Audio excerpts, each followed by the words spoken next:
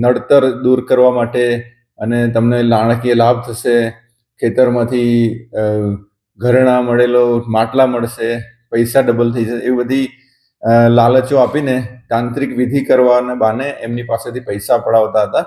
એવી બાતમીના આધારે એ લોકોએ ચટકું ગોઠવીને આ બે ઈસમોને પકડીને તેમને અટક કરેલા છે અને નામદાર કોર્ટમાં એમને રજૂ કરીને 2 દિવસના રિમાન્ડ મેળવ્યા.